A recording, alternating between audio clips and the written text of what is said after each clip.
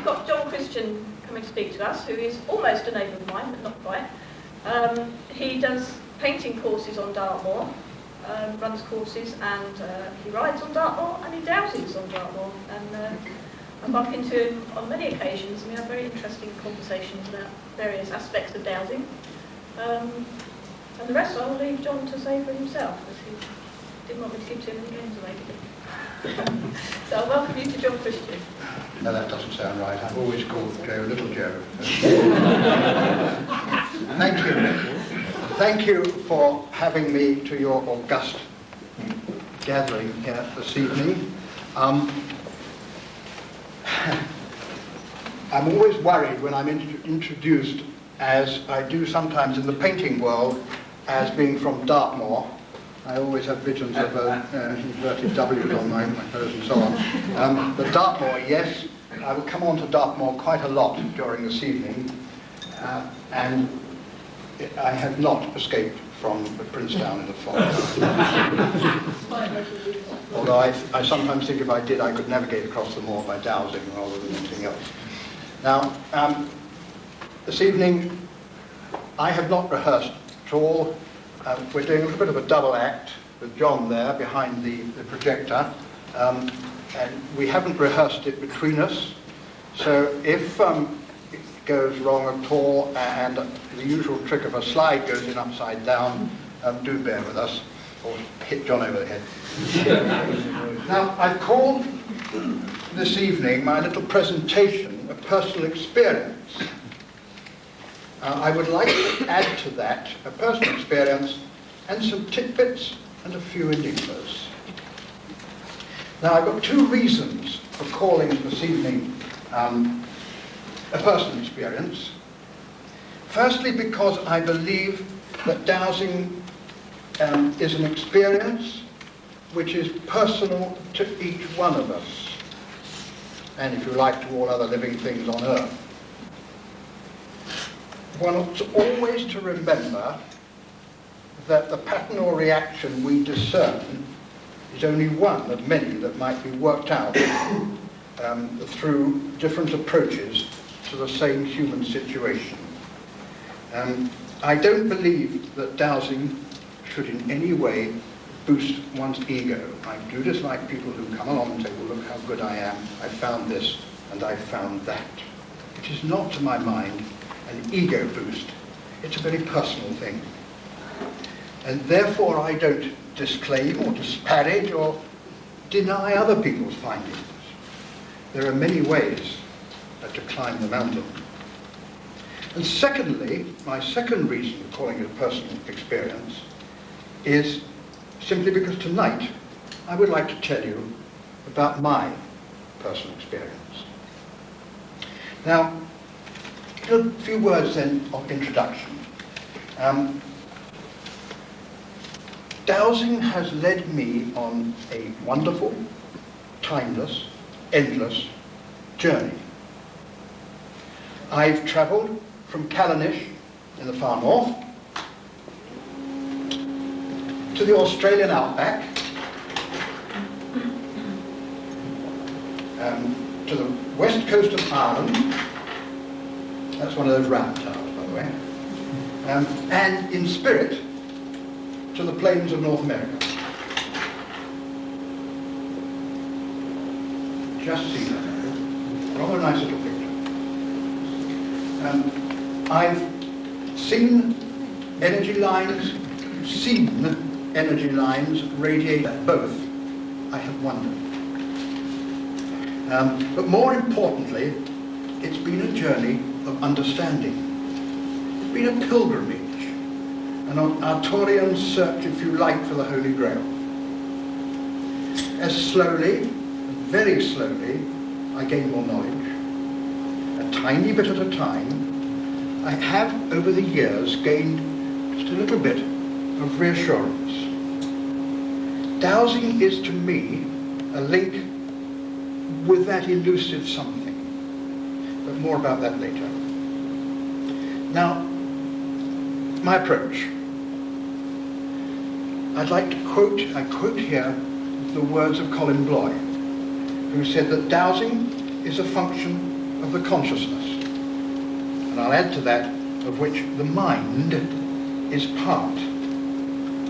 I therefore find it unnecessary to use aids. I feel uncomfortable using aids like crystals and stones or witnesses. I'm not criticizing, I'm not saying, it just does not suit me. Dowsing to me is something to do, my mind is the tool. My indicators, quite conventionally, are rods and a pendulum, and my preferred method, also quite conventionally, when searching, is to first map dowse before I go out and confirm it on the ground.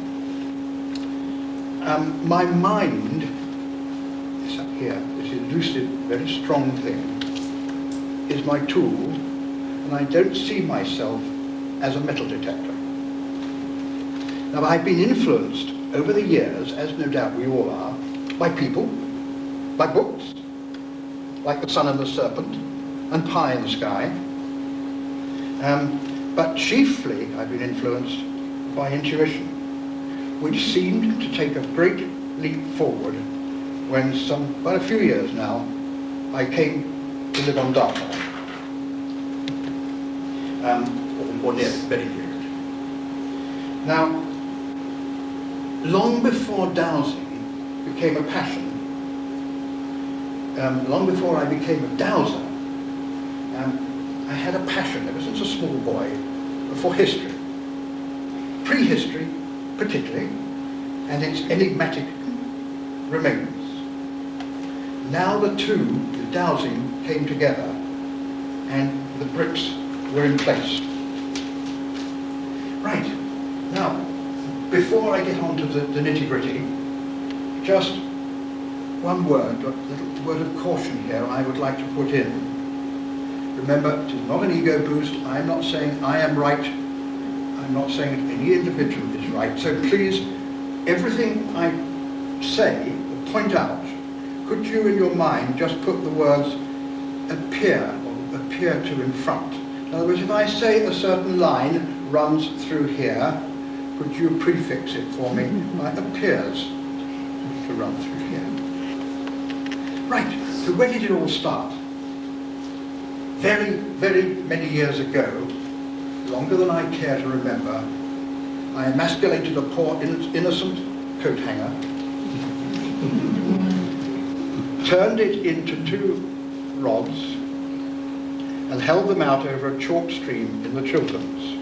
Well, you're supposed to be able to find water with these things, aren't you? So I held them out over a chalk stream, and nothing happened.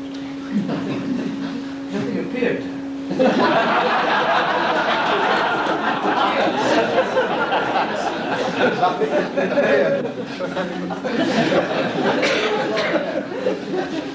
You remember John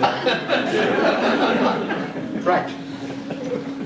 But in time, very short while, as I walked across a field, something happened. I had the foggiest notion what it was.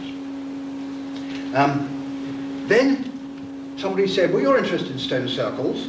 We'll walk across that one over there with the rods, with your wire, your rainbow coat hanger. So I went up to the stone circle. That one is up on Lewis. That's on Aaron. Fantastic, isn't it? And on Aaron again, the two are very close together. See how that is quite different from the previous one. Those are the white moor stones on the other side of Cosden Beacon on Dartmoor, looking towards Yestor and the high Dartmoor in the distance. Painted one or two good pictures of that too. Excellent. Still on Dartmoor, that's Langstone Moor there with the circle on top. So it was circles, and I walked across circles. But I didn't know how it worked, and I didn't know what was happening for a very long time. Then, through one of those events, which we call coincidences, I was taken to shovel down up on Dartmoor, up near Kestor, and introduced to colour quite appropriate for an artist, introduced the two colour. Or more accurately, I was told and shown that everything has a colour or colours, and that I could find so much simply by tuning in to the vibrations of the required colour. I now also know that everything not only has a colour, it has a series, a magnetic beat, if you like, as well. That came much later, though. The world changed for me, and I truthfully say it has never looked the same again. I learned, particularly, that what I was finding with my rods was not necessarily water, but they were earth energy lines, quote, which I now believe are magnetic lines and part of the magnetic system and the magnetic field of planet Earth, or electromagnetic if you like, and that when I dowse them, I found them, they are 5 different colours, separate colours in a band, quite conventionally, no doubt you all do it, and there are 2 reds, 2 blacks, and a white.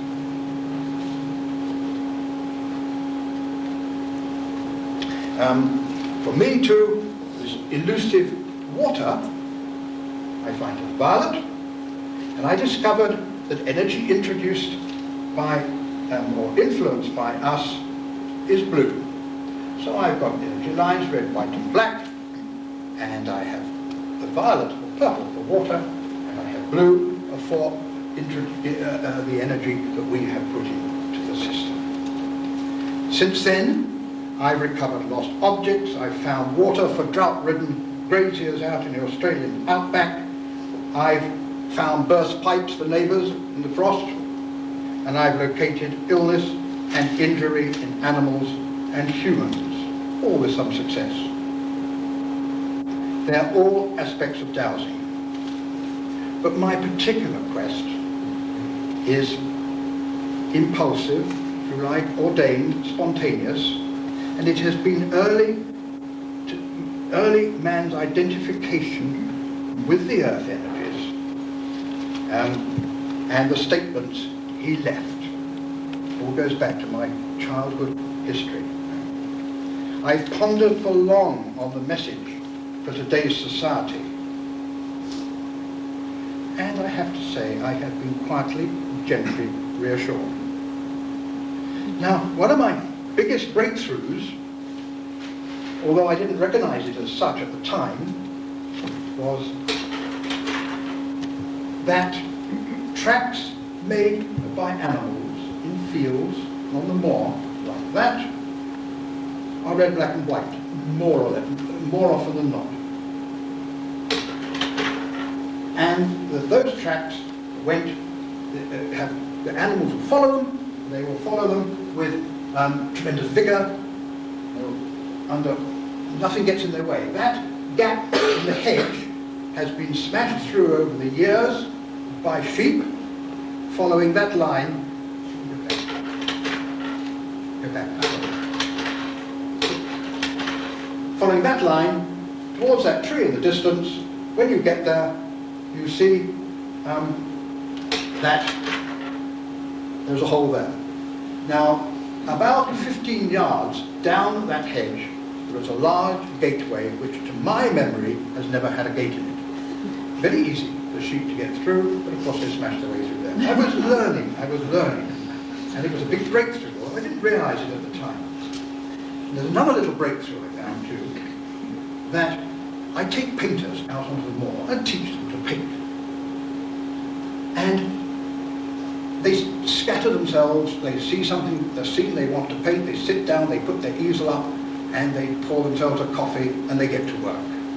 And I have found that when a painter sits about 10, 15, 20 feet, whatever, from one of these red, white, and black lines, that after a while, the line will readjust it, go through the painter's position, and get back on course again. Little things like this I was learning, I didn't realise at the time, just how important they were. It's true to say that I saw the world as being covered with a interlacing pattern of lines, a dendritic array. Dendritic, it's a lovely word. I found it the other day, and it means the all sort of whatever it is in your body that goes out to the nerve ends, a sort of mosaic. And I thought, well, that's not a bad analogy for us dowsers.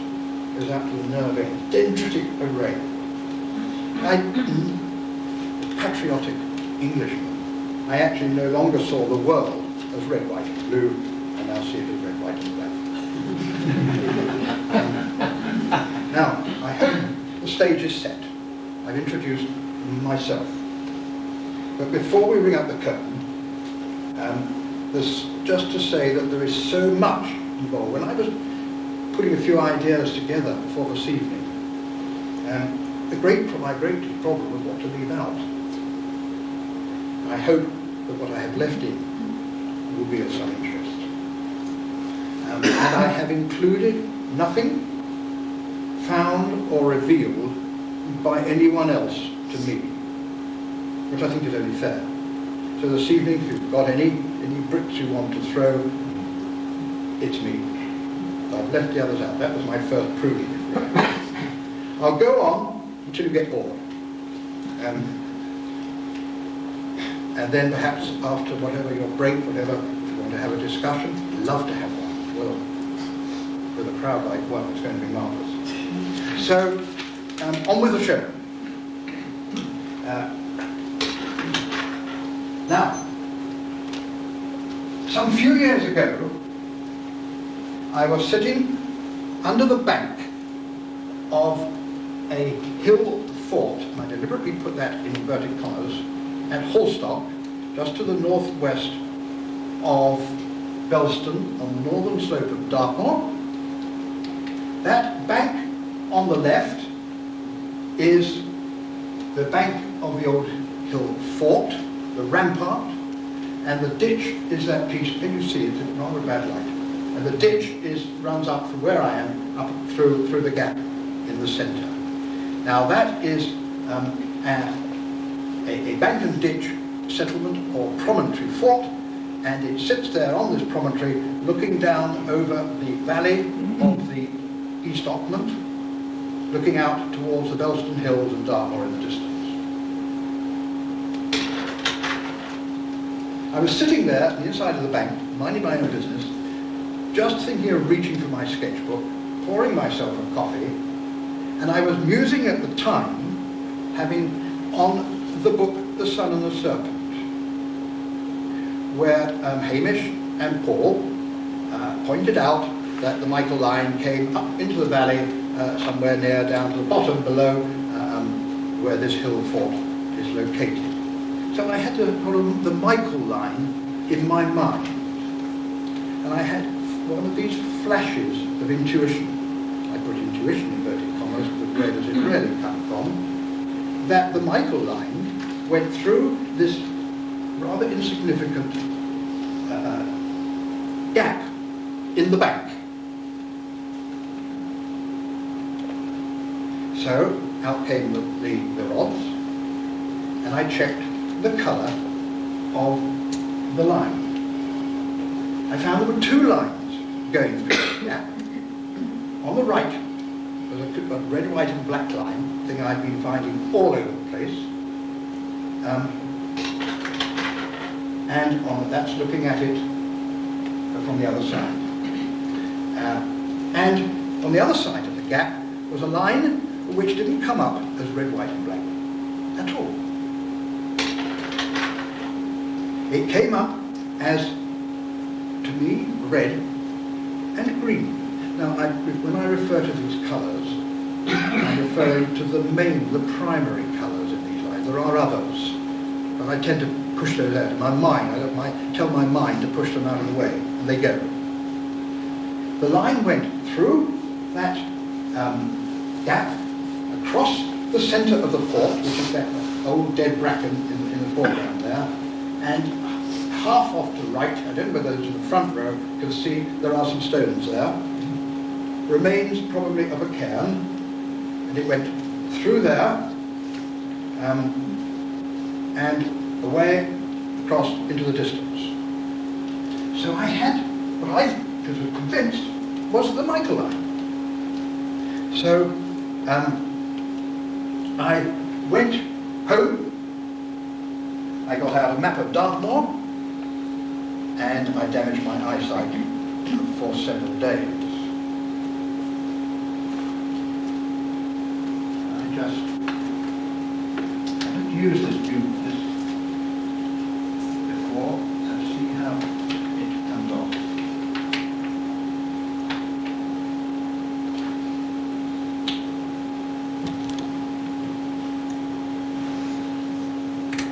Can you all see that? A very unusual map of Dartmoor. Very unusual map. The black lines on the side are roads. There's the A30 going across. Can't do this upside down. There's the A30 running across. There is Oakhampton, Whitton Down, Cheriton Bishop, Tavistock, Ivy Bridge, Butterfastly, and so on, and Buggy Tracy, Morton Hampstead, two bridges, Princetown and Post Bridge. And the two roads going across the top, and the rivers, which those familiar with Dartmoor will, I'm sure, identify. So I went over it then with a pendulum, and I started to follow from that spot there, which is this hill fort I've been talking about, overlooking the West Ogmont. And I started from there, and it led me a merry dance.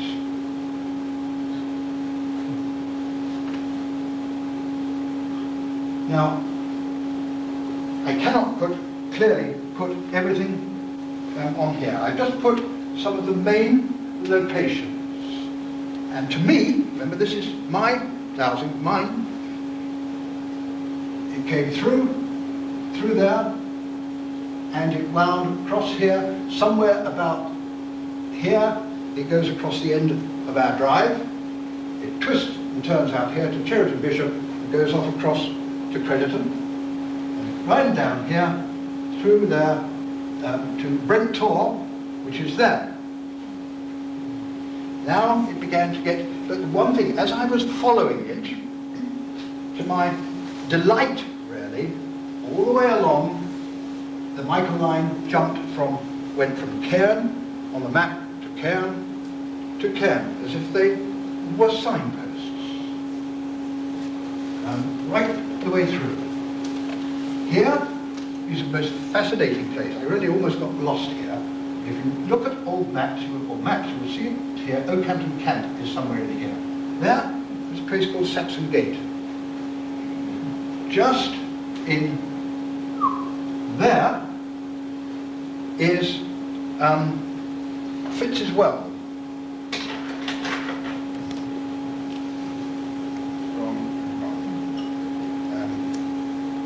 Thank you, just leave it as is. And there is Fitz's Well. Belston, there, where it goes through the tower of the church, instead of swinging off across country, I found that it doubled back and went to the Nine Maidens, which is over there, that small stone circle below Belston Ridge. But there are cairns dotted all the way along. But this is the interesting piece here. And the lines I found crossed just below Fitz's Well, which is there in the field below it.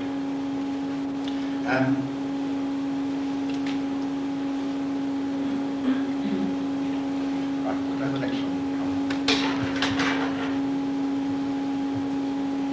That's where I started. That's that Hallstock, that Camford Hallstock again. It's a bit dark, I'm afraid, looking through there. And that, again, rather a bad photograph, I'm sorry, it was done rather late in the evening, is the foreground field here, looking out over Oakhampton and quite a spectacular day, a sort of day I look for when I'm painting up there, looking out over Oakhampton and towards Bude on the coast. But down in the foreground here, in the field, is where the Michael line, I find, meets the Mary line. There.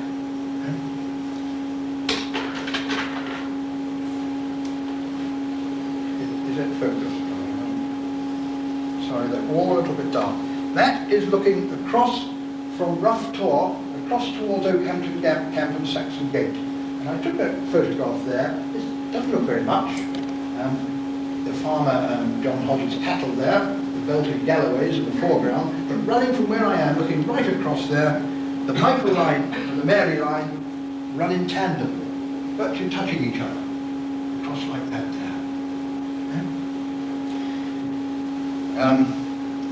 And, thank you, John.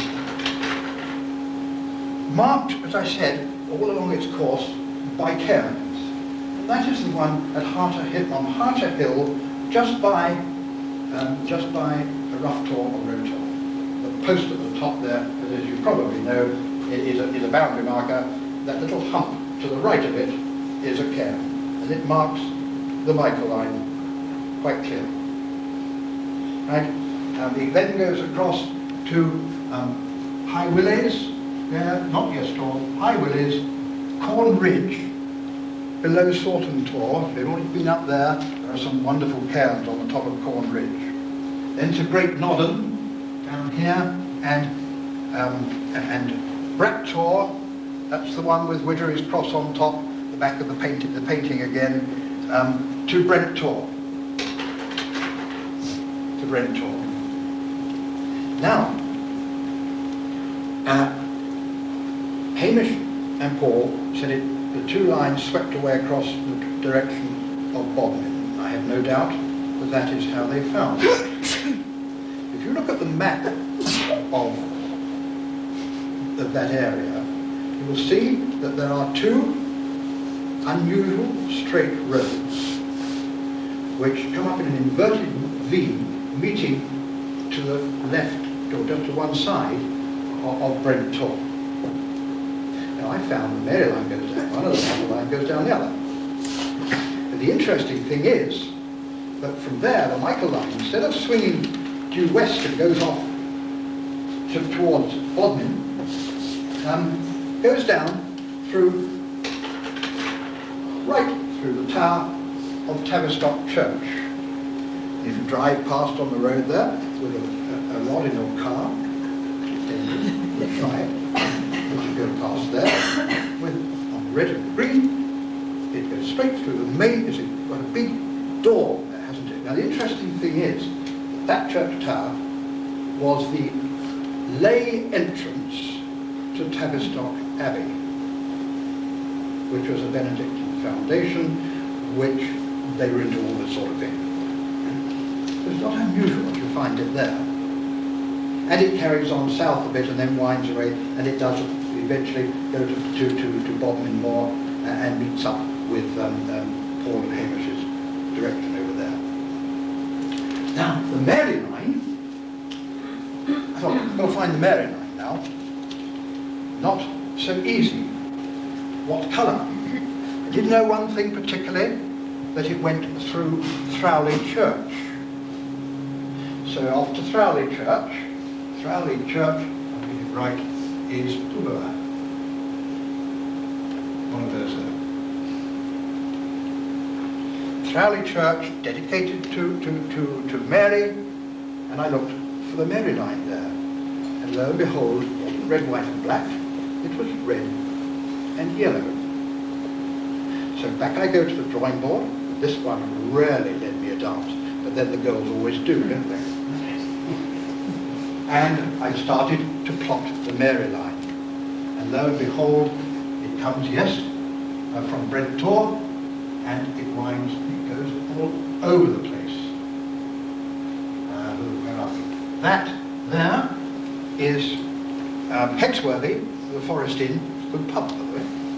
Hexworthy, almost through the Forest Inn. That is Grimspound, and it goes straight to the middle of Grimspound. And it winds and it twists about. until it comes up here to its marriage with Michael, up here by Saxon Gate, by Oakhampton Camp. Now the interesting thing now,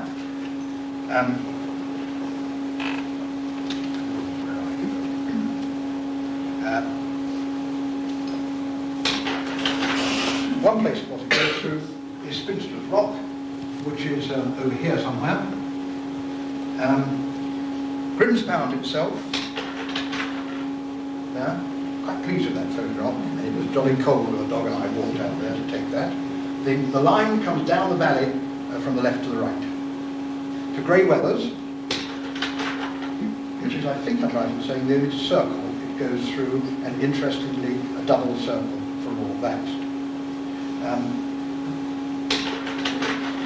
The Whitemore Stone, which is, again, just to the south of Coston Beacon. Now, the very interesting one, if you look at the map, you will see down by the East Auckland, there is a cairn circle marked. It's down on the flat ground, just on its own, right out in a little grassy area, and you think, what on earth is a cairn doing there? Very inconspicuous, and that is what is left of it.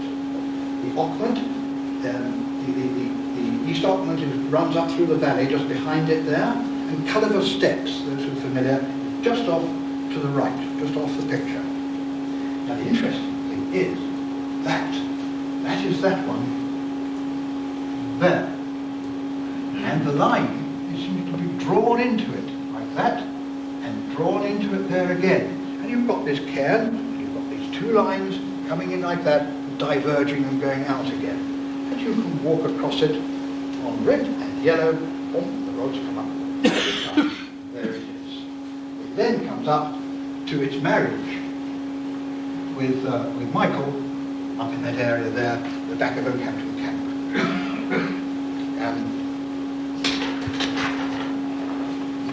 The first place he meets him is just below, as I said, Fitz's Well, although, does anybody know what the word Fice means? Fice's Well? I've been trying to find out, I just don't know, but there is, it interests me. There is a local name for this. There is a local name. Excuse me. Could Yes. you spell the word Fice? Thank you.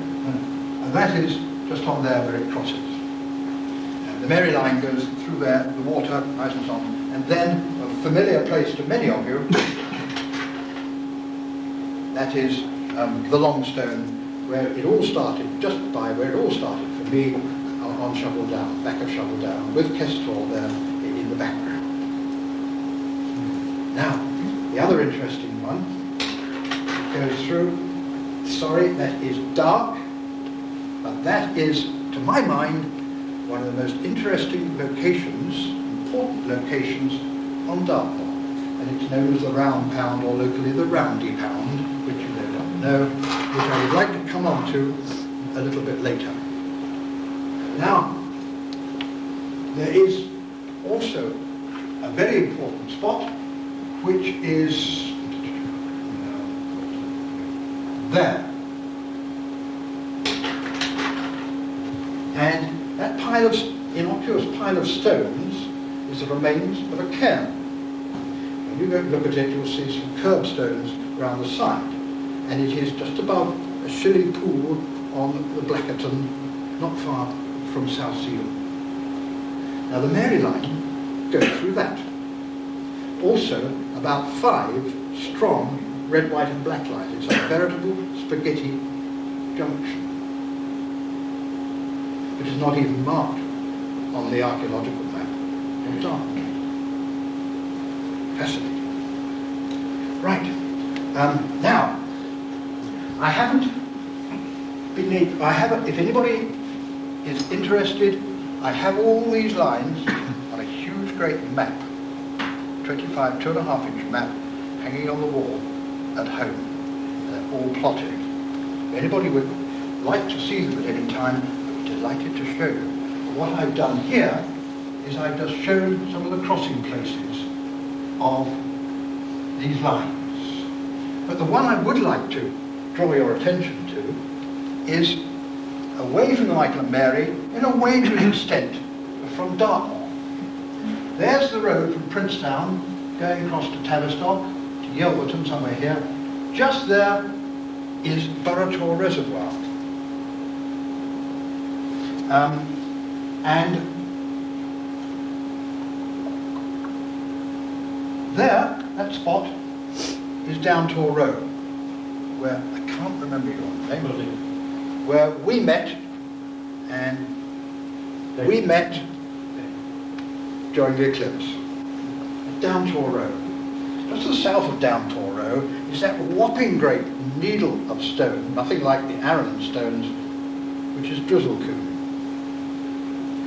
Now, there is, and also tucked in there under Sheep's Tor, there is a fourfold stone circle with a lot of other interesting bits. But it all creates a bit of a jungle down there before this particular line sorts itself out and, surprise, surprise, makes a beeline for Tavistock Abbey.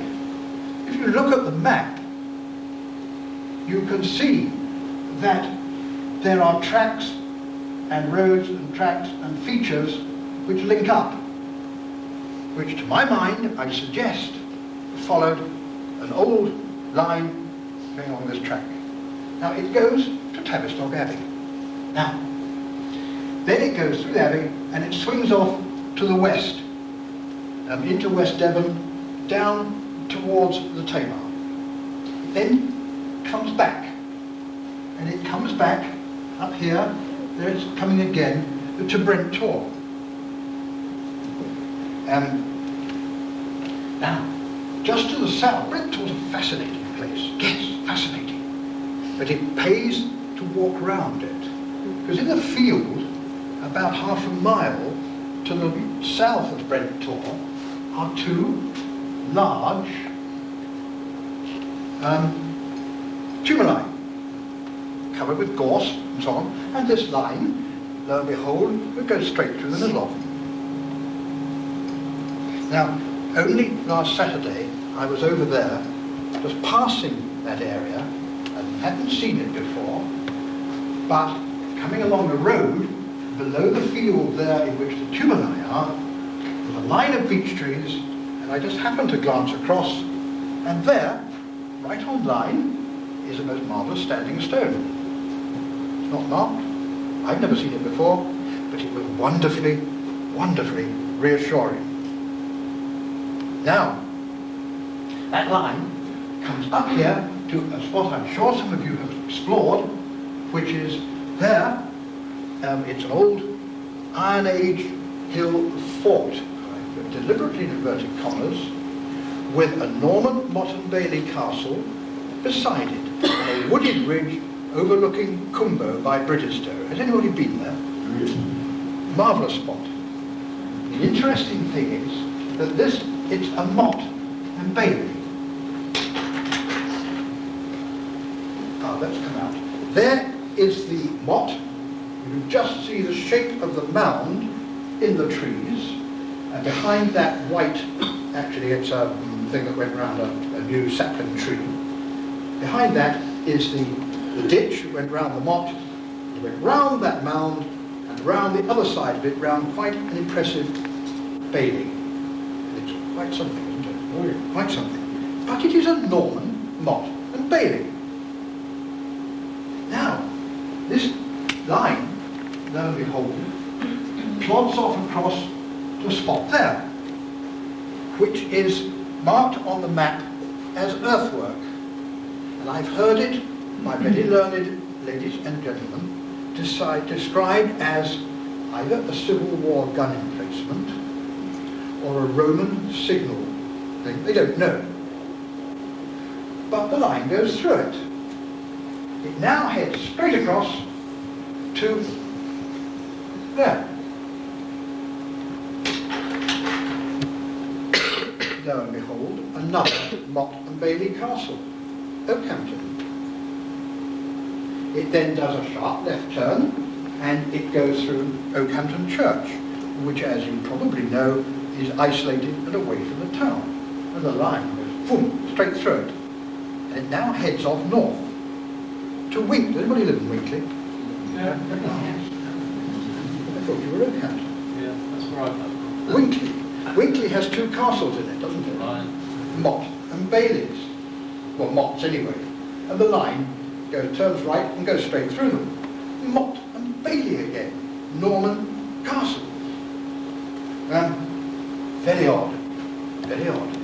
But then I thought this is getting too much of a coincidence. So I kept following this line and following.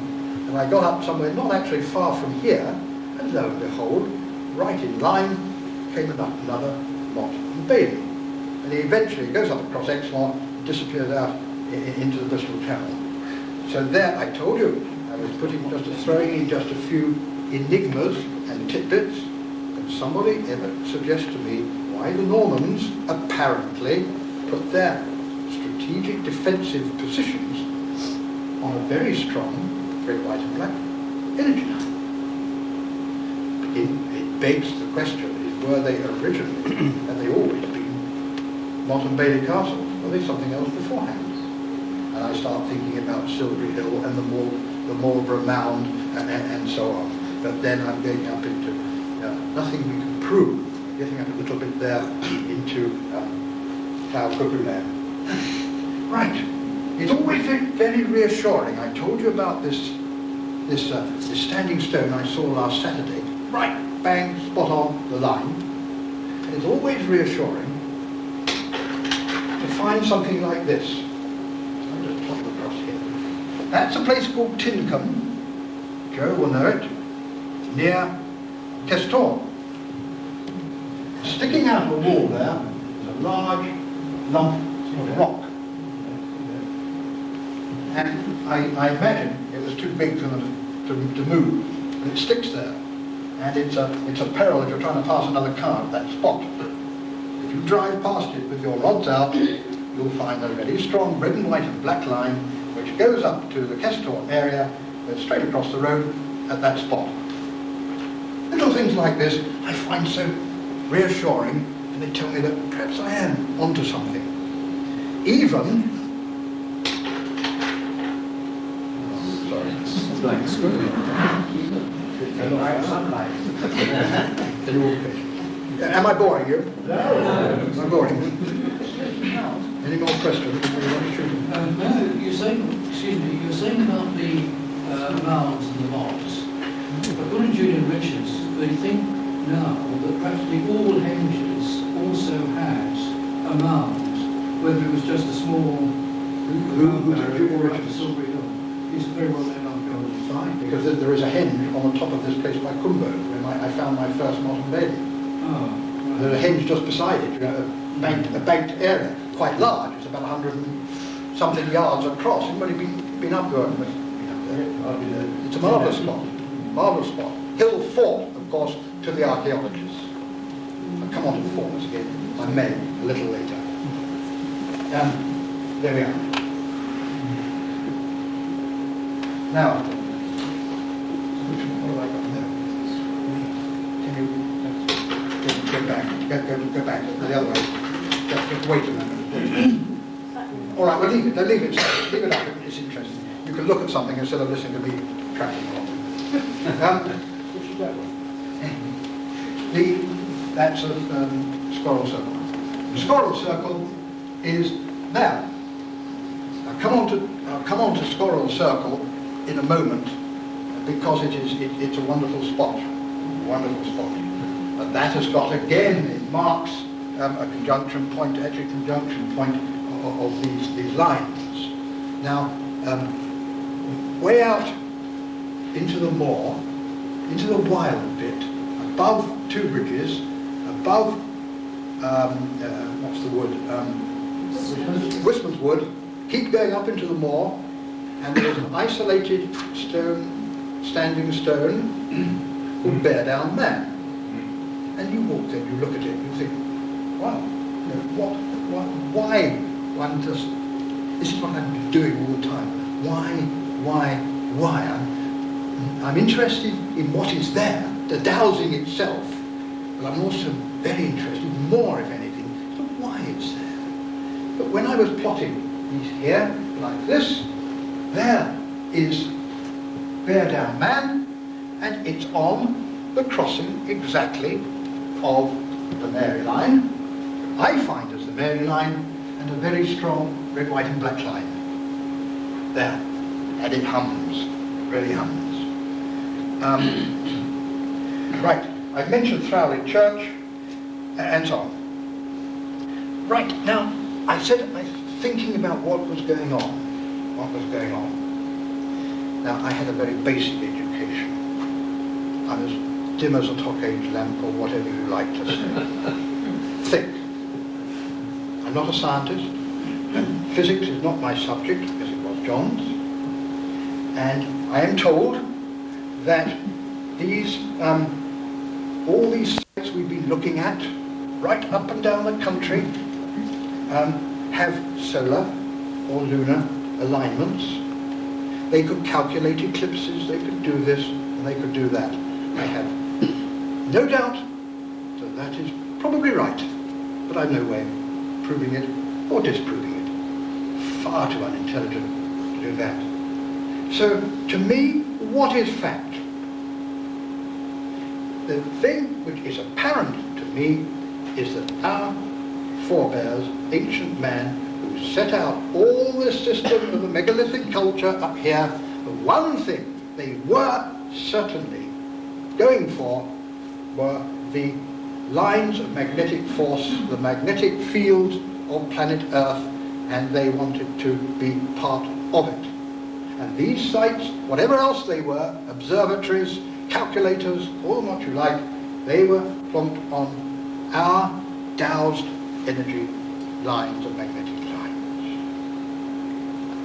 That is fact to me. So I deduced from that that man wanted to relate to the system of energy governing, if you like, planet Earth. That's about as far as I got. I came to an impasse here for a very long time. Nothing happened. But I did make one more discovery. And that discovery was there, at Scorrel Circle. And you just bear with me. I put in the next viewpoint.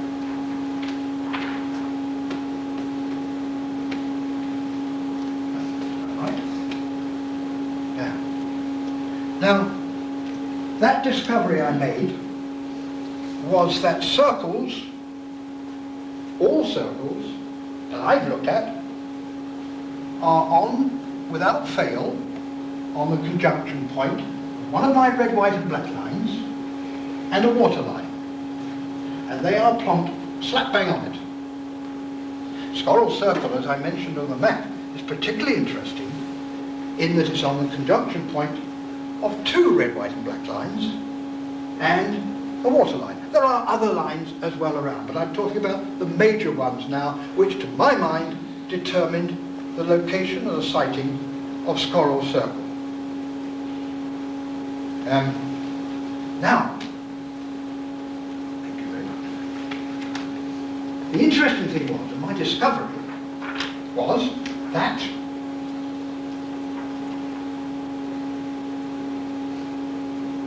you all see that.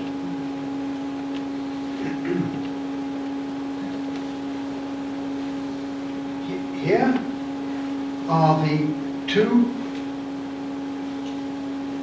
red, white and black lines that coming up here. There's the water line and there's the conjunction point in the centre. Other things happen in the centre of that circle from a dowsing point of view. Just a moment. What I discovered was when that coloured line hit the perimeter of the circle, and there are three stones at that point, the colours split. And the red goes round one way, and the black goes round the other. Similarly, when that one comes in, the red goes round one way there, and the black goes round the other. And they meet up on the other side, that's by that very tall stone, and they carry on across country. The white so you've got the red, the black, spinning around the outside, and you've got the white coming up to the centre, into the centre, and turning the centre of it white. Right? That I discovered. I thought, wow, what does it all mean?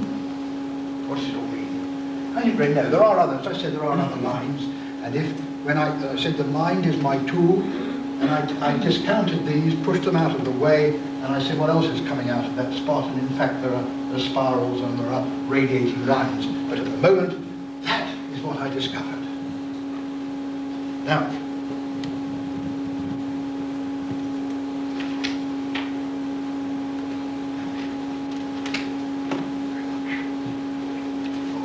Graham has some help here. Now, I know what you're going to ask. What happens at the daddy of them all?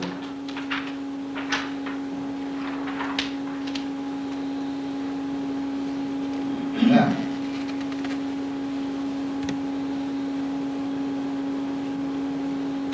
Stonehenge. Now, Stonehenge, as you know, is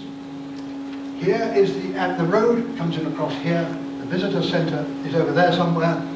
The avenue there runs up there. That's the heel stone. That's the slaughter stone. A ditch and a bank, a tumulus, and the station stones. And what we all see from photograph at Stonehenge is the standing stones in the centre.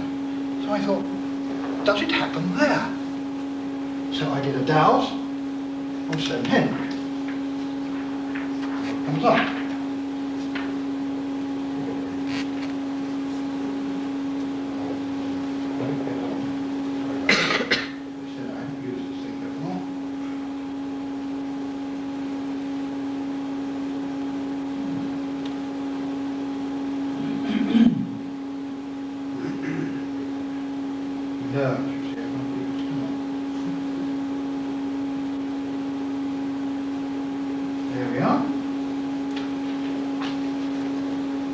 Twisted, you see what it is. There's the heel stone, there's the avenue. Now what do they describe the avenue as? Somewhere where the stones were dragged up from the barges on the River Avon. But if you dowse it, you'll see that the avenue anyway, is ditch, bank, flat piece, bank, ditch, and so on. When you dowse it, there's the red line, the black line, the white line, the black line, and the red line. Red line. We're back to that again. The avenue is a very powerful motorway, if you like, red, white and black energy line. Now, the white comes out of here, and there's the red going around the side, and the black going around here. They join up together, and they go off across country here. The white goes into the centre. And I thought, well, it'll make the whole thing white, as it did at Scorrel. Funny enough, it doesn't. It comes into the centre, and the white area is the Holy of Holies, in between the blue stones, I think they are, right in the centre, in front of the altar. Now, I have got my whole dowse on this, but unfortunately, I have mislaid it. And I search and search and search to bring it today. But that is how it goes. It's diagrammatic more than exact. I will find the proper one. If you're always interested, I will show you. And that is exactly where the red lines go, exactly where the black lines go, and it goes on across there. And there's the white in the centre. I've also dowsed, remember I said my colours I found initially were red, white and black for the energy, the magnetic lines, purple or violet for water, and blue for the line energy we introduced to it. And it starts getting quite creepy when you switch to that and dowse the blue lines which are on Stonehenge. That is the human, to my mind, the way I find it, the human implanted lines. Mind you, they get quite exciting on that, as you can imagine. They're all over the place, including round the Heelstone and down. But anyway, there is a Stonehenge. Just very quickly, and now I'm going away from my remit this evening, but the 4 station stones, I have been told, I'm too thick to work it out myself, 4 station stones make a rectangle, the angle of which determines what is known as the lunation triangle, which appears in John, whatever it is, Gospel of St. John, chapter 21 of the fishing trip, 153 fishes in the net, which is, and it goes on, and it is the marriage between the, if anybody would like later, I can explain it, I hope. It is the marriage between the lunar and the solar, the eternal marriage which man has always been looking for, which determines the cycle and so on. And then I am told that from that angle there, you get if you put a proper line across, you've got a triangle, which is the part of the lunation triangle. The apex angle there is, varies between 21.5 degrees and 24.5 degrees, with a mean of about 22.5. Now the fascinating thing is that apex triangle is exactly the tilt of the Earth to the Sun. So you've got a link between biblical times and before in the Bible with Stonehenge. And I'm also told that using that lunation triangle, they could, and it has been done with computers, I'm not computer literate even, that they could calculate eclipses and all that sort of thing to the astonishing accuracy of 0.008%. Makes you think a bit, doesn't it? Are we clever? When was that all built? Anyway, I'm getting away from my remit then, there on that one. All right, now, I come to this impasse.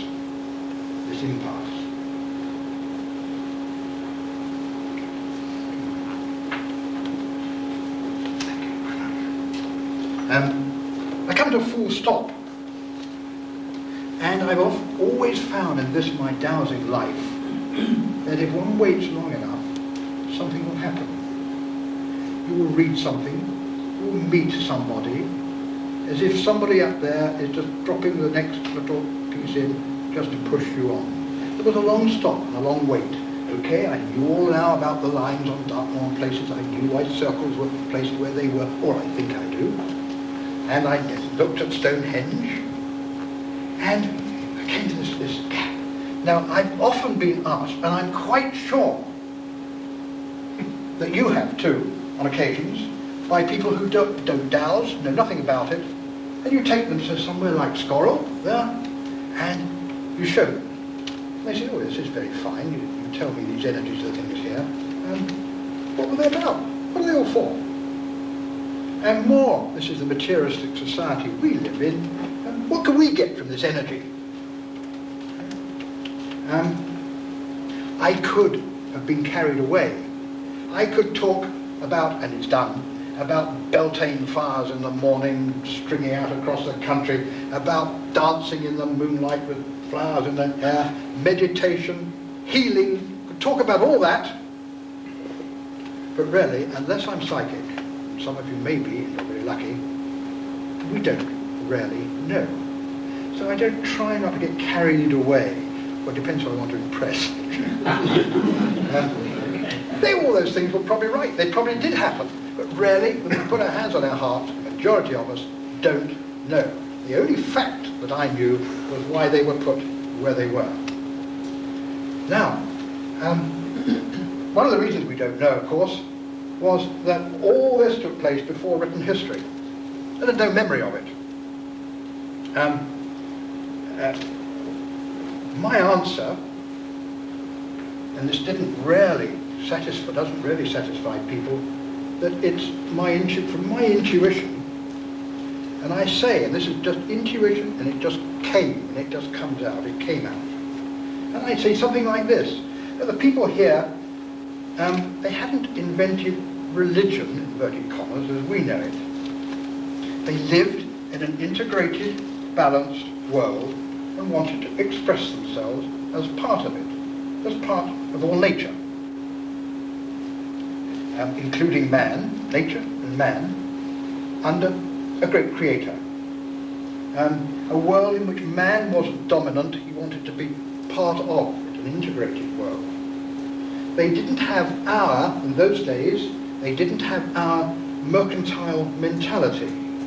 But they recognized these sites like this, and others, as PowerPoints, inverted commas, of great significance in the order of things. They were spirit places.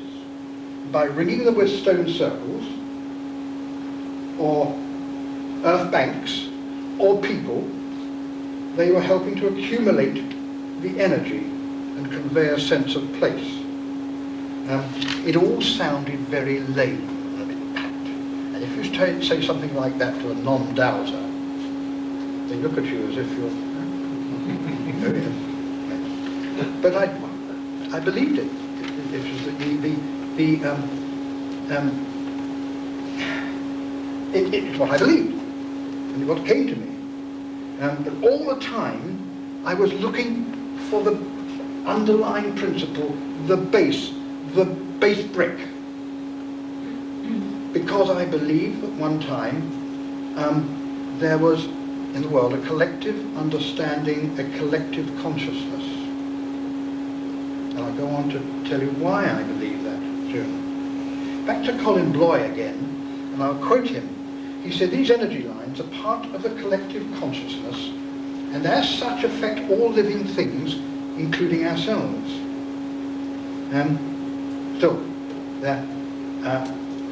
I waited, and I waited, and I was still looking for this clue, this base brick, building brick, and at last it came. I came across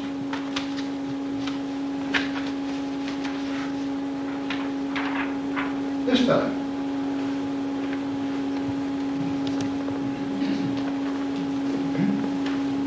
This fellow. Sorry? Oh, I'm sorry. I do apologize. Now, ladies and gentlemen, that figure is on a hillside about 700 feet up in western Kansas. It's an anthropomorphic figure. In other words, it's a human figure.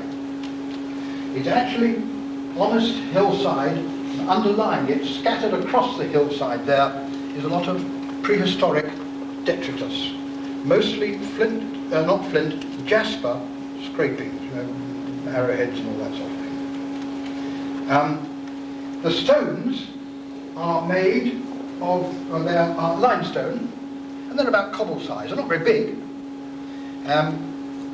They are set into the ground, flush with the surface. Quite difficult to spot until you get up there.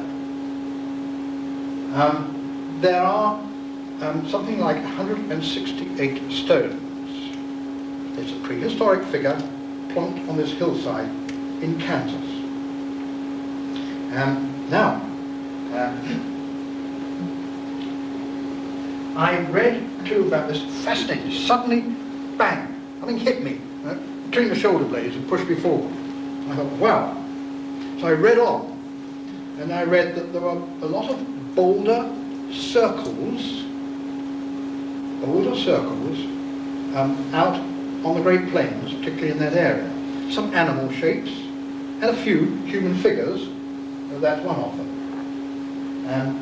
Most of them have been destroyed by modern cultivation and farming and what have you, and so on. Most of them have been destroyed. Now,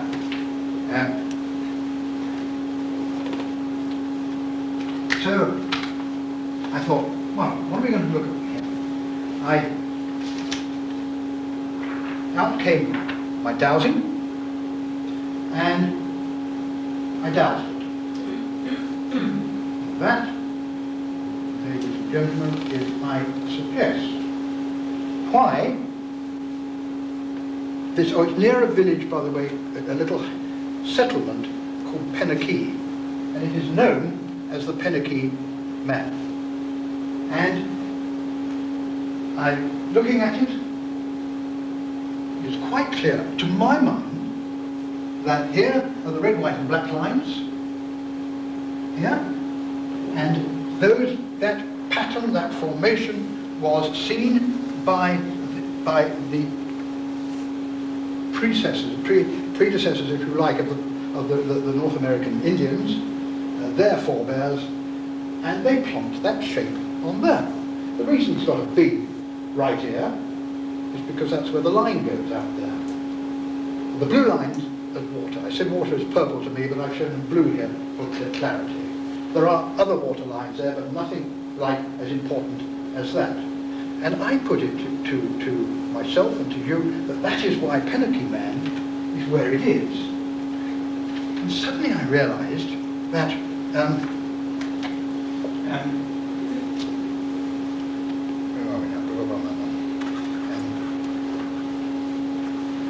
I suddenly realised that there might be a collective consciousness connection. I'm not talking about geographical or ethnic with the peoples of megalithic Northwest Europe and Britain and Dartmoor and what have you. Now, I looked up the explanation of this in the archaeological. I've had a whole stack of science stuff sent me by the museum in Kansas, in Topeka in Kansas. And there written was, the purpose or reasoning behind man, this chappie, is obscure. It's doubtful if it was created on a whim, very doubtful I should think. It can best be described as an expression of art. But the artist's creative impulse may remain a mystery until, oh, if only these people were dowsers. Now this intuition was bashing away at me, ringing bells. And when we think that, somewhere else I've read, that the ultimate temple is man laid out on the ground, as are our churches, our cathedrals. Here was, over in North America, this is precisely what they were doing. Now, this set my mind ticking. And this is going to be interesting because I know that some people in my audience tonight have also had a look at this. Much nearer home,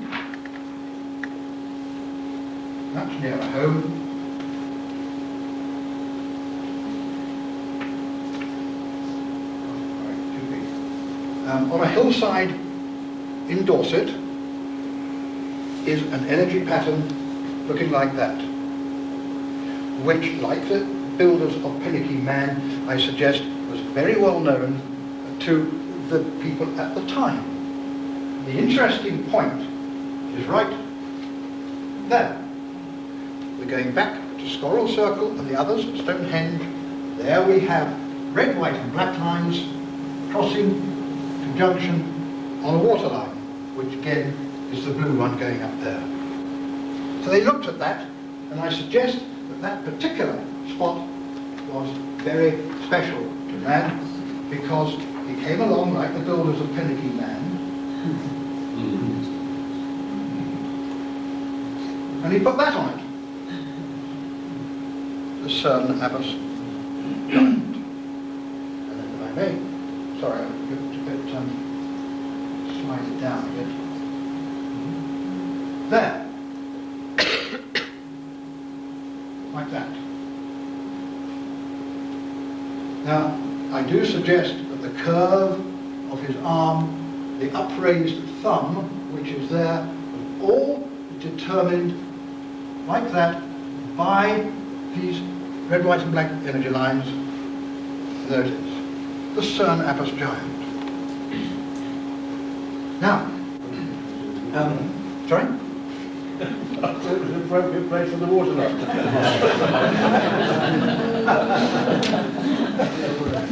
Is yours like that? Yeah.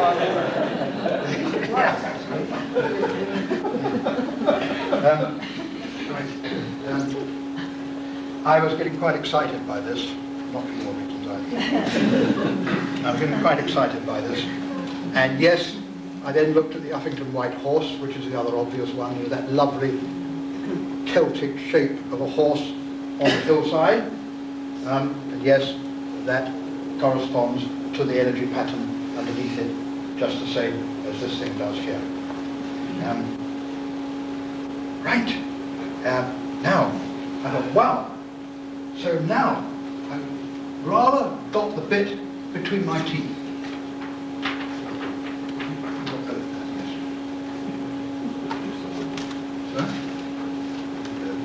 I got the bit now between my teeth. And some of you may have had the good fortune to go there.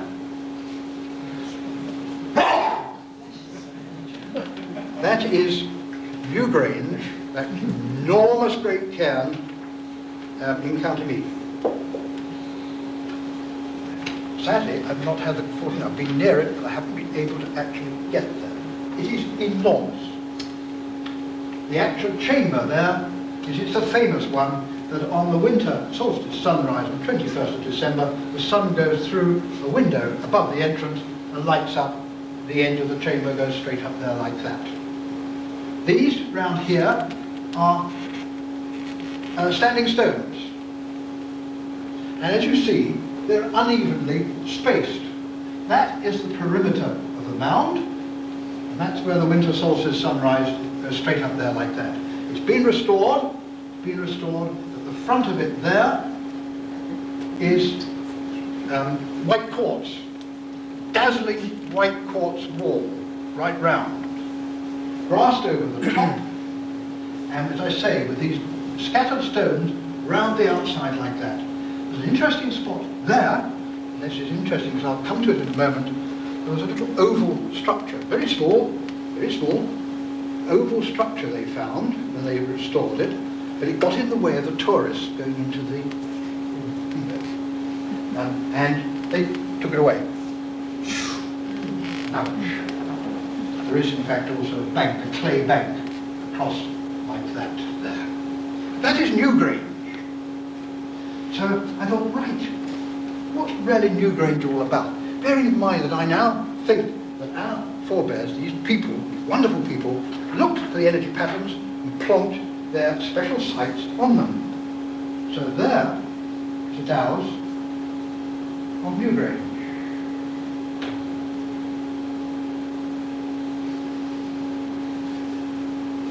Right, you can see it.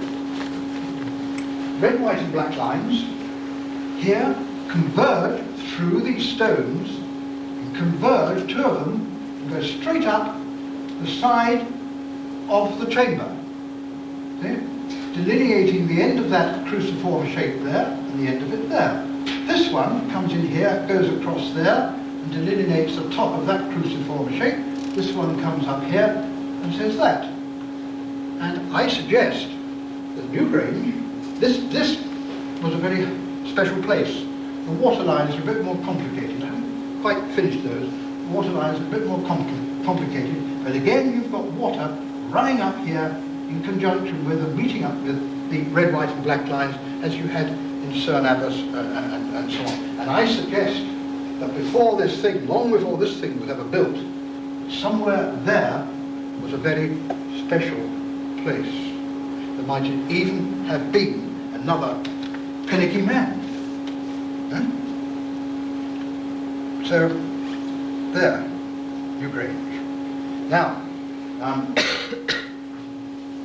right, get it a little nearer home now. Tell me when you want to stop, have a break. It's now 9 o'clock. What, do you want to stop now? But I mean, can I just do one more? Yeah. I'm obviously boring.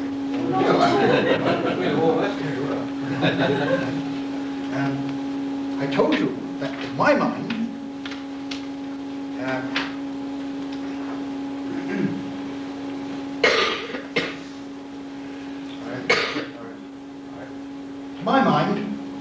of the most important sites on Dartmoor, some of you may not know it, probably most of you do, was this place called the Round Pound at Kestor. Batworthy. And it is here, it's an enclosure with radial walls out like that, with a centre round house, with a door to it there, and a very small and insignificant hut in archaeological terms, which I believe equated with this sadly benighted oval structure outside the entrance to Newbury. There is a reeve, bank and stone, coming up from the valley down here, straight through there and out across the moor. And there is just there is a gap in the wall, and another one there, which had been sort of broken away. They're not the original entrances. They say that the main entrance was there, and I cannot dispute that. Here, there are two avenues, one coming in like that, and that, of stone walls, coming in like that. Now, this was excavated back in the 50s, and the archaeologists found in the centre hut here, about there, they found some Iron Age clinker from a furnace. So they said, bullseye, we've got an Iron Age smithy. Others said, oh, it was probably a small farm. And these are the pens. Here. Now, my first and staggering discovery at the Round Pound, many years ago, but that there is a red, white and black line which comes up here, goes through that hole which had been bashed in the wall, and spins round this tiny archaeologist's little hut, almost in the way really. It comes into the centre, where it does a zigzag, like the sign for electricity, like that. There, plonk, and goes straight out of that gap, which is bashed in the wall there, and goes across there. And I thought, gosh, wow, what's it all about? Because if you follow this road up here, have you all seen the Round Pound? Am I talking about, you haven't? Oh, do go there. It's quite something. Right, because if you follow this road up here, you get up onto the moor. And as you go up, there's a very rough track and a hedge on the side, and lying against the hedge is a large stone slab, about half as long again as that table, and about as wide. Thick, yeah, like that. Later on I have, well, I guess I have, a slide of it, I didn't put it in. And it's lying there, and it's supported on stone supports about that far off the ground. It is a boundary marker for Gidley parish. It's got a G chipped into it. Now, what happens there? I reckoned, and it had been suggested to me, that it was a healing stone. A healing stone. And that was later confirmed to me by a local farmer, quite casually, whose family had been farming there for generations. And I said to him one day, I was out there with him on a horse. We weren't both on the same horse, but and I said, do you know what that thing is over there? He said, oh, that's the healing stone, and just rode on as if everybody knew it. Healing stone. But it's mentioned in the tithe maps of 1843 as Cow Bridge. That's what it's called. It's a healing stone. But when you get to it, you get to it.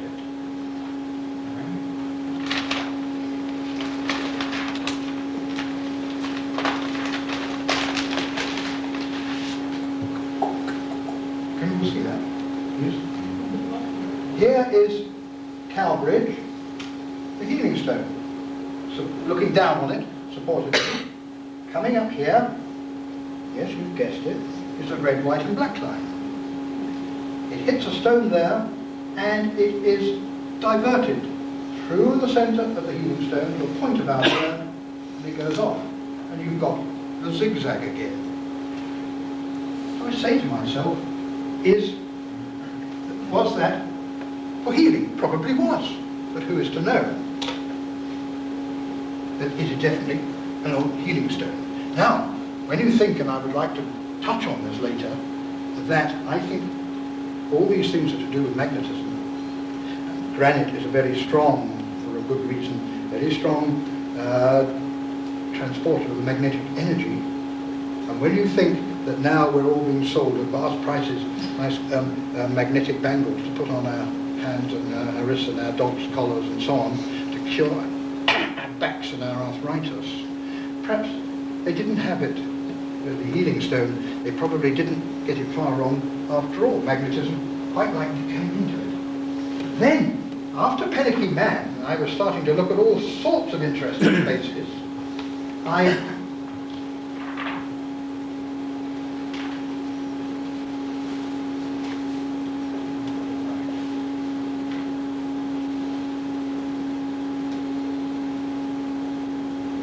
Yes, there we are.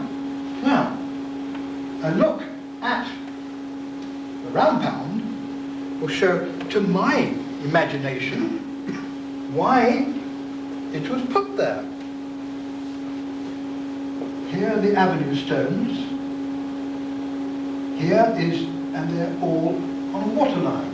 And the radial walls mark water lines which come from Blind Spring or whatever it is in the centre here.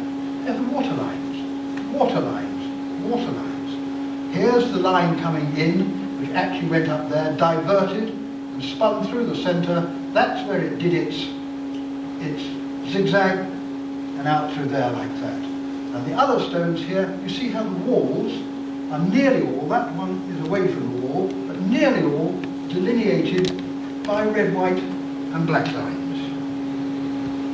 I suggest to you, ladies and gentlemen, that is another example of ancient man knowing and needing the system and plonking, very important site, spot on, bang on there. Shall we have a break?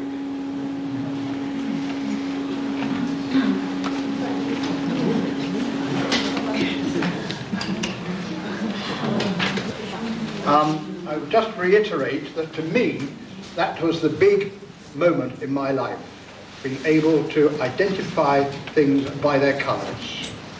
Everything has a colour, and I now know that everything has a sequence. Someone has to come dowsing with me, and I'll show you. Now, how do I find these colours? Remember I told you that my tool is my mind. Now, quite simply, I'm sorry to have to say it, all I do is I think, it sounds pap, I think red, white and black, I imagine one of those lines, and I go off my dowsing rod, and when I cross one, there they are. How did you decide? Because I was shown how to do it. Remember when I went on to Shovel Down and somebody told me and showed me colours? That's how it all came about. And when I want to find water, I imagine violet, and I walk across there, and I cross the red, white and black line, nothing happens until I get to water. And if I want to find water, I stand in a field with my rod, and I just ask for water, nearest water, and I turn round in a circle like that, and the rod will suddenly go like that, and I know it's over there somewhere. And off I walk until it crosses it, and I'm on a water line. Was that someone Geoffrey King? No. That's a relief. Is that? But when I started, I used the colour wheel. The colour wheel. I now use the colour wheel only just to sort of help my mind along. Otherwise it becomes a bit of a strain, as you can imagine. But it's just like, as I said, it's just like tuning a radio. If you switch on to the frequency or the wavelength of classic FM, you'll get classic FM. Turn the knob until you get another wavelength and you'll pick up something else. That's exactly what I'm doing. All right, I've trained myself to do it over quite a period, but I'm sorry, that's how it works. Simple as that. And I know where I say my mind is the tool, My mind is the tool, and when I'm looking for water, you know how you depth water, you look for the various ways of doing it. You can look for the reflections on the side, and the distance from that to the centre line is the depth of the water. Have you done it? You've all done it? And there are various other ways of doing it by sticking metal rod, all sorts of things. All I do, I tell my mind to cut out all the reflections and ask it to find me the main line, and I walk over it, and there it is. And I've been proved right time and time again. And then when I want to depth it, I stand over that water line, and I ask if that water is deeper than 100 feet, and I ask the rods to show me yes by crossing. I stand there, I say, is it deeper than 100 feet? And they cross. Is it deeper than 200 feet? And they cross. Is it deeper than 300 feet? And they don't. So I go back to 200 and cross, and I start to bracket until I come out with that. Now you think, by God, how can't be right, it's actually stupid. But I was in Australia, and I was asked to check a water line there, and I checked it and followed this water line, and I found it was 250 feet. I was a bit over. And that water line, we then followed it, and it went to heat. The farmer, the grazier, knew how deep it was, because there was his wind pump. And he knew how far it had gone down. And I was 5 feet out. That shook him. One of these whinging ponds. A related question. So, you've got the water 10 feet down, 100 feet down. Where's the energy line? Where's the energy line? Yes. Your black and white lines, are they on the surface? It's Are not they red, below? white and black. Or they both? It's not a red, white and black line. No. The energy line, I find, is vertical. Is vertical, if you like. Just a vertical line. Because you can fly with an aeroplane flying it. Sure. So it's not underground, although you imagine it as such. I imagine it as such, but it's up there as well. So when you walk through, I think... You think of it as a plane, a vertical Yeah. plane, effectively. Yeah. Has that answered a few questions? All I can say, if anybody is interested in colour dowsing, I will happily come along on one of your days and show you. Is that an offer? Yes, that would be really good. Just one more thing on water lines. You can actually depth a water line, can you? Yes, Just find that because, by walking over it and asking for the depth, yes. I know. however, because I assume that could be really deep. I mean, I never really understood water lines in how deep they actually are. Some of 1,000 feet and more. Yeah. Yeah. And you reckon you can actually depth them at that sort of Yes. depth? Yes. And what is more, I can do it on a map in England, and I've done it Yes. on an Ordnance Survey map in England of a place in New South Wales, which I've never been to, Australia. Yes. Yes. And I told them where the water was, how deep it was, and how much salt there was in it. Well, whether it was salt. Don't ask me how it works. I have no idea. But I'm not the only one got map dowsing anyway. Well, no, that's right. That's right. But don't ask me how it works. But it works. Anyway, shall I press on? Don't forget, please, if I'm going over the top, just say, that's it. Nice to have seen you. And I'll be quite happy. I will not be offended. Now, Can you dowse on a horseback? yes. I mean, I can dowse on anything. you've been dowsing while you're driving along, which Yeah. worries me a Really a bit. bit dangerous. Oh, is it? Yes, I hope so. If you ask, I'm sorry, my dowsing is my mind, and if I ask my mind to find something, it will find it. I found lost wallets just by asking for them. Don't ask me how it works. All right. And fractured, empty water pipes. How do you find an empty water pipe? What's the energy in it? Down under there. I know. It works. That's green. Not purple. It is, seriously. Right. I hope I haven't bored you. Not too many have disappeared, so it can't be too bad. Either that or somebody standing in the door. He's a big man standing in the door. Could I just recap, please, that my great search, this journey of mine, this quest for the Holy Grail, inverted commas, has been to find the reason for this, and was there a collective understanding back in the time of the Garden of Eden, if you like, a collective understanding which was worldwide, from which all this sort of thing has stemmed. And I think I have found it. I have found it. Other people will say, oh, it was something else, something else. No. So, that's the theme running through it. I was trying to find proof of this collective understanding and this collective consciousness worldwide. After all, if you think about our beliefs, the beliefs of megalithic man, leading up to the Druids, who were later, their beliefs have, in this country particularly, in Western Europe, have been occluded. Other beliefs, religions, what have you, have moved in and taken over, and it's been dissipated. So, if you think about the North American Indian belief, which I believe related to this, their memory of their beliefs has been handed down into living memory, right through. So, having thought of that, I then looked for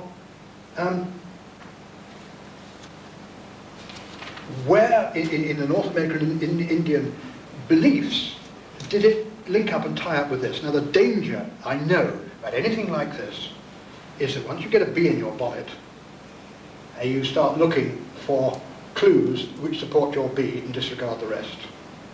So I hope I'm not guilty of that. But you can see it in books. A great example of those books that were written, so many have been written by Lincoln and people about Rennes-le-Château. And there have been any number. And I've been there too. Rennes-le-Château. They had a bee in their bonnet, you know, about what it was all about, the mystery of Rennes, and they write books to prove their bee. But never mind. I hope I'm not going to be guilty of that. So let us just first of all think of Earth, the Earth. To the North American Indian, the Earth was a fundamental religious, inverted commas, symbol. It had the female principle. Now that, too, has come through, right through the various ancient religions, the sort of female the principle of the Mother Earth. They saw the importance of geographical features, like hills, mounds, river bends, trees, that sort of thing. And common to all Plains Indian tribes was the belief that certain geographical features had spirits residing in them. Now we would say surely that that is where our energy lines crossed and where our power points appeared in the system. Or were landmarks where the spirits, in inverted commas, came to Earth. They also believed that high ground kept them safe, so they put their settlements and so on around the high ground. John?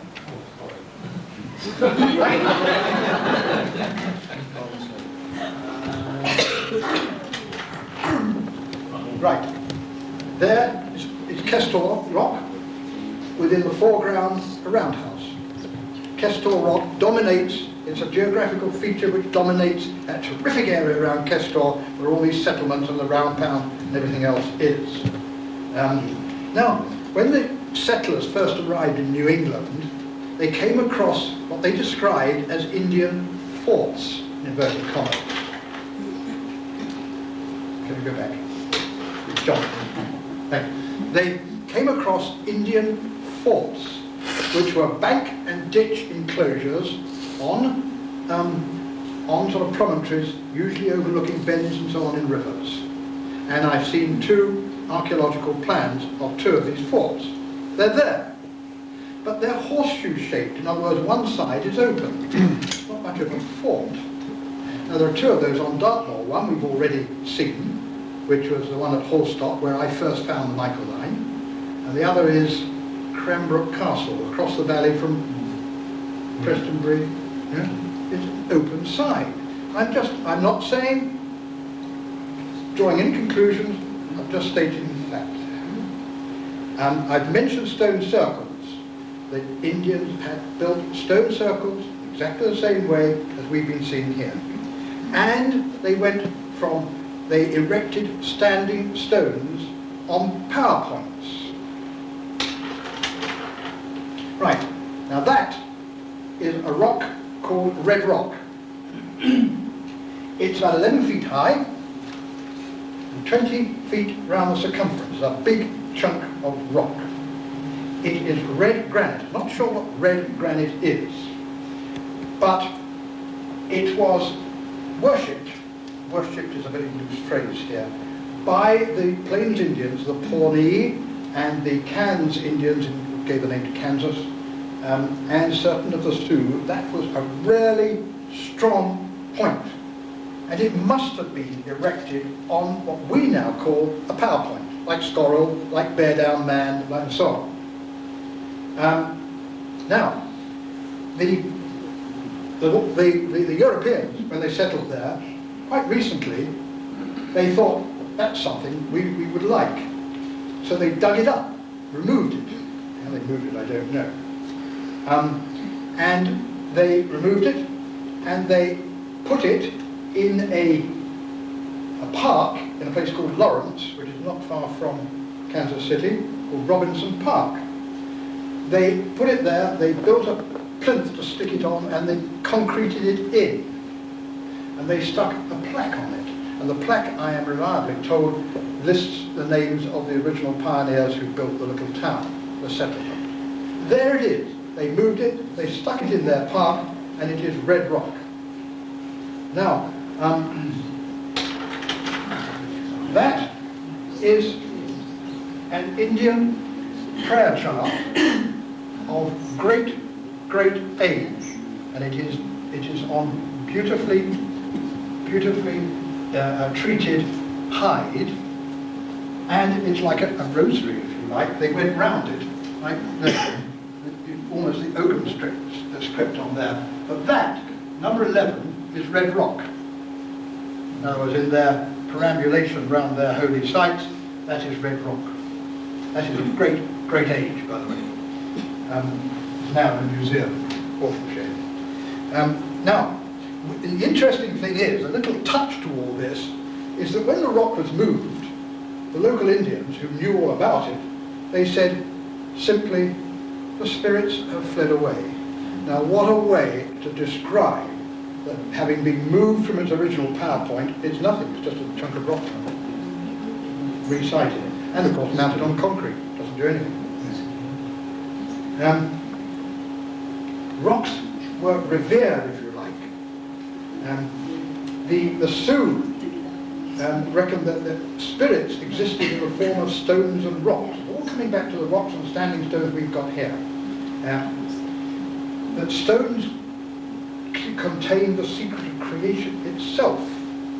The Iroquois nation had a huge standing stone, which was the center of their nation, and it equates to the Kaaba in Mecca, the one which is in the center of the thing. There's a big rock, isn't there? You're coming back again. Is it this collective understanding that we're finding here? The Indians say that it is true that in a sense all creation is sacred, but there are certain places where that sacredness coalesces. Isn't that a lovely description of the power points and where we've been finding the power points here? They had caves with which were their special places, and didn't prehistoric man use caves? Waterholes. That is a place called Wakanda Springs. You won't be able to see that now. It is a very strong Pawnee holy site. If you were able to go above it, that is what you would see. It is a cone rising out of the plain. Underneath that is artesian water, which forces up through a crack in the sandstone underneath, and if you look down through this hole, there is water. That was the great holy place of the Plains Indians of that period. We came along and they put a dam there, and it is now submerged under the Elder Dam. Sad. Not anything like the size, but that is the top of Kestor Rock, with the well-known, those who have been there, the well-known water thing there. I'm not saying that that is coming up from artesian well, but it's water again. Does it relate to what we've been seeing over there? A certain Mr. Cotley wrote many years ago, turn of the century or end of last century, that, and I quote, he had been 9 years among the Omaha Indians, and that they also worship a large red boulder. But the term, this is him, he's saying this, but the terms they used in the worship indicated that they were not worshipping the boulder, B-O-W-L-D-E-R, but a big snake. Isn't that a lovely description of a standing stone plonked on an energy line? To my mind, anyway. Right. Now, I looked for more. Has anybody heard or seen pictures of or heard of the great serpent mound they found in Adams County in Ohio? A mound shaped like a serpent, with big jaws and something round or ovoid held in its jaws. But that is a mound. It appears in most books on top of dowsing and whatever. That is 1,200 feet long. Right. Now, down in Kansas, there is a place called Lyons, which is near Wichita. They have found on a hillside that. And it is shown up clearly because in order to take the aerial photographs, they dusted it with lime. And you can see the size of it. There's a sort of four-wheel drive vehicle there. Gives you the idea of what it is. There again is the serpent with something held in its jaws down there by the vehicle, like an egg. It's only 160 feet long, and sometimes when, this is what is known as an intaglio. An intaglio is something which, like our hill pictures, pictograms, like Sir Abbot's giant, have been dug out of the ground rather than a mound. So it's an intaglio. Now, on certain days when there's a bit of rain about, the water gets into that egg-shaped thing there and lies there. And it looks like glints and gleams in the sun. It must be quite impressive. Now, a common metaphor among the native Indians was each year, now going back to their myths now, on the longest day, the serpent, and I underlined that, starts to swallow the sun. What a lovely description. Thereby threatening all life with extinction. Now, with human assistance, the sun was renewed, thus continuing the timeless cycle of life, of death and rebirth. Now, is that something that they were showing there? That the serpent swallowing the sun? Now, probably guessed, I had a look at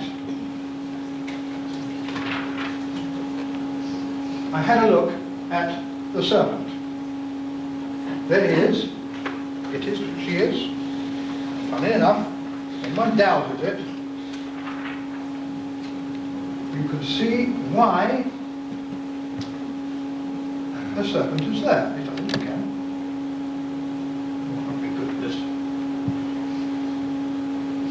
Line up my little crosses. There we are. Can you see now, I believe, the lines, red, white and black lines again, which designated the shape of the serpent. Again, they were putting it into this strong earth energy system. Marvellous when you see it like that. Now, can we look nearer home?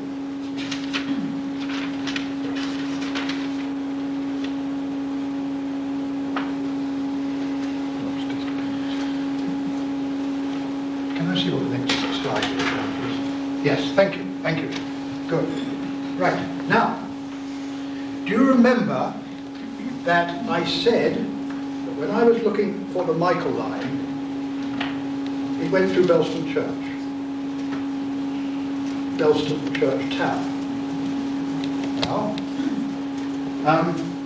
I went along there and confirmed my map dowsing, and it did go through Belston Church Tower. Now, some time before, some years before, I had found an old book which showed carved ancient stones in Devon. And I saw a picture there of a stone which had been seen in the wall of the old rectory drive at Belston, which is right out of the village. And I crept down that drive when they saw me, and I couldn't find it.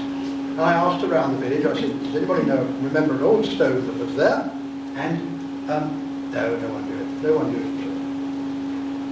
And I forgot it. When I went to Belston Church Tower, and I looked for the Michael line, to my amazement, there, propped against the church tower, at the exact point that the Michael line entered it, was that stone. Now that's a whopping great thing, it stands about that high. Not the sort of thing you would pick up and walk around and put down. Is anybody here guilty of it? Because I was dearly enough to know who put that stone there. It opens up all sorts of possibilities, doesn't it? Told you to be a few enigmas I threw into the title of this. Now the interesting thing about this, again, apart from that fact, go and look at it, it's there. You can't miss somebody else to look at it.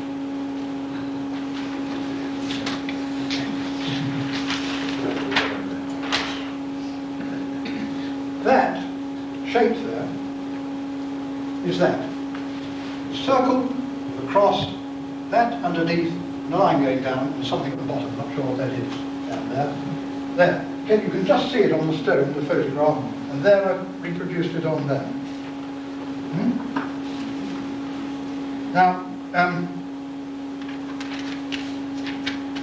the Celtic cross, the cross of a circle, goes right back into history, right back into pre-Christian. It's an old sign, one thing, for the sun. The Indians call it a symbol of an integrated consciousness. It's their favourite emblem. They had it on their shield and all sorts of things. The cross is not historical, as it is to a Christian cross, but it's cosmological, it's metaphysical, and it has metaphysical significance. So there we have this, do we have the energy, the serpent, swallowing the cross, swallowing the sun? Do we? I don't know. Interesting, isn't it? I told you I dropped some pebbles in the pool, but it's there. There it is. Now, if you go to in the area of North Dartmoor, there are several standing stones. I did have the photographs, and I forgot to put them in the slide. I'm sorry. That is one, a standing stone, which is beside the road on Sticklepath Hill. Those who know that area, Sticklepath Hill. And it stands there beside the road, at the end of a grass track going down. It's slap bang on a red, white and black energy line, a very strong one, which winds right across the north of Devon. If you go around the back of it, you can just make out that pattern, the circle and that. Is that, I ask, another representation of the serpent swallowing or regurgitating the sun? Silence.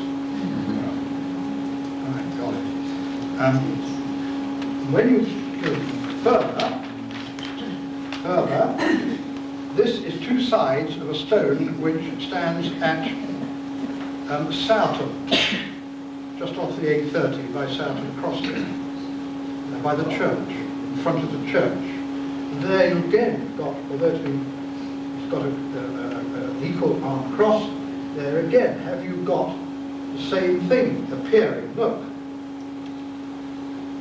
Now, this stone, I'm trying to go back to this.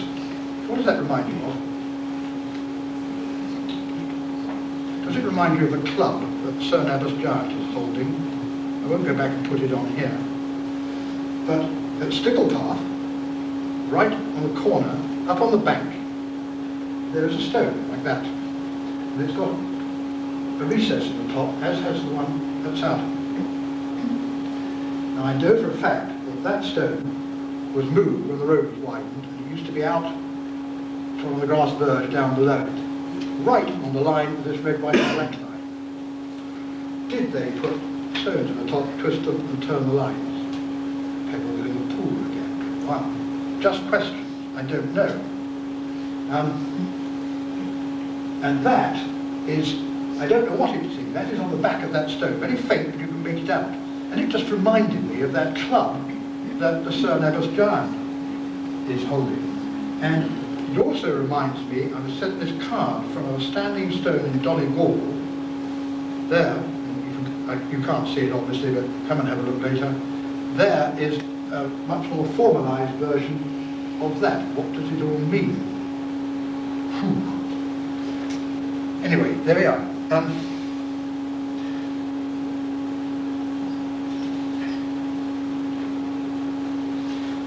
So, just to recap then, did the Indians,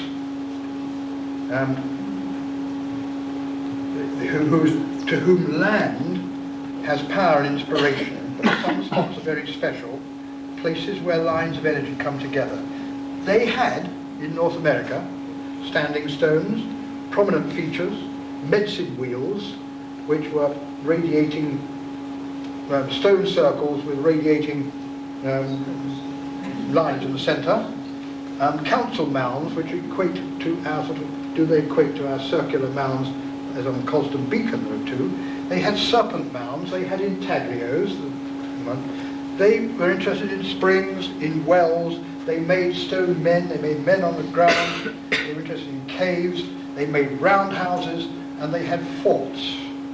Now the similarity surely is more than coincidence with the megalithic bits and pieces we've got around us here. And I asked that question last, have we found the evidence of a collective understanding?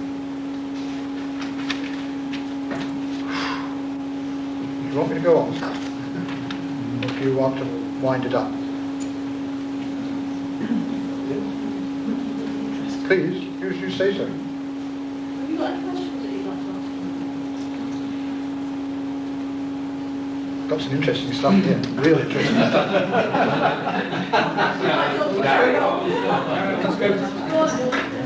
Oh heck, all right.